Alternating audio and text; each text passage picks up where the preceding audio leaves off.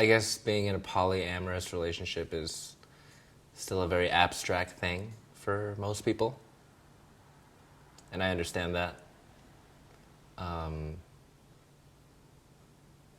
I don't want to look down on other people and say like, oh, it's like a societal expectation or anything like that. But I think that if it is something that you deem right for you, that you can try it, you can experiment with it, and it's just really about exploring what you're comfortable with and what you like. I think that it's natural to be attracted to other people, and it feels like you're holding a part back of yourself, which is not necessarily a bad thing. But if you want to explore that later on in life and you're married, like, you feel confined, I feel, as time goes on. I don't think I've ever been really jealous of people as I've like left adolescence.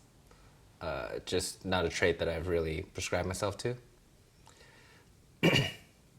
Like I had a girlfriend for half a year, and she said that she was fucking other guys, and I was like, all right. But people always say that in some kind of abstract way of like, oh yeah, it's fine, whatever, and then like they get jealous. But I went over to her apartment one night and I left some condoms there, and I was like, oh, like, what are those condoms? And she was like, oh, they're not there anymore. And I just thought like, now I have to go to the store and get some more. All right. But I was like, oh, wait, I didn't feel jealous. Like, I think I should. So I was like, oh, so maybe I should explore like polyamory, right? My girlfriend actually matched with this girl on Tinder, and in the common connections it said me. So my girlfriend was like, oh, so like, who's this girl? Do you know her? I'm like, yeah. Because that was the first time I actually went out of the relationship to hook up with somebody. And I was like, yeah, I hooked up with her last week, just waiting for the reaction, like, is everything actually gonna be fine? And my girlfriend was like, oh, what's she like? Is she cool? You know, like, is she, like, would I get along with her? And I was like, maybe. Because I kind of like to surround myself with two kinds of people. The the kind that are, well, one of them is like a kind that's optimistic and very kind and giving and a little bit idealistic about the world. I wouldn't go so far as to say naive, because there are a lot of people that are very idealistic, but, you know, still grounded. And I try to emulate some of those traits, and hopefully they'll change my views in general as I see that there are a lot of good people. But then I also surround myself with cynical assholes that I can just submerge myself in like the darkest humor that I can and make myself feel better that I'm as bitter as I am. And my girlfriend was the former, and that girl was the latter.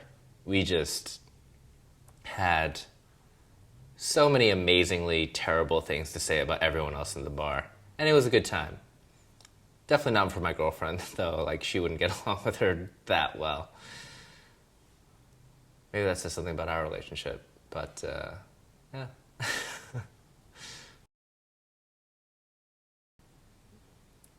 In terms of my identity, like, being a New Yorker, as arbitrary as it is an important part of me. And when I went to New Orleans, coming out of my flight, I was on the escalator with my luggage, and I was like, I have a hotel to go to. Like, I have to go get a taxi, then go to the hotel, then check in and get all my stuff ready, and I want to get dinner, and then I'm going to go get drunk, nowhere under, like somewhere in the French Quarter, and I just see everyone on the escalator just sloppily strewn all over the escalator, and I'm like, do these people have nowhere to go? Do they think that I have nowhere to go? And I feel that's a part of where I was raised and where I come from, where everyone stays to the right in the escalators in New York, and everyone who wants to get to where they're going goes on the left and just walks. And I was just like, what is this? It was a bit of a culture shock, you know, that there are other ways to be, and instead of just having to get where you're going immediately. But I do love New Orleans. I had a good time. I've revisited a few times since, and I've realized that I kind of have to take things at a different pace when I'm out of the city. I don't know if I should talk about my family history, though. It's a little bit complicated. My dad's in Argentina. My mom's in Korea. I was raised mostly by my mom, though. But she remarried and moved to Korea when I was 15. But obviously I stayed in New York.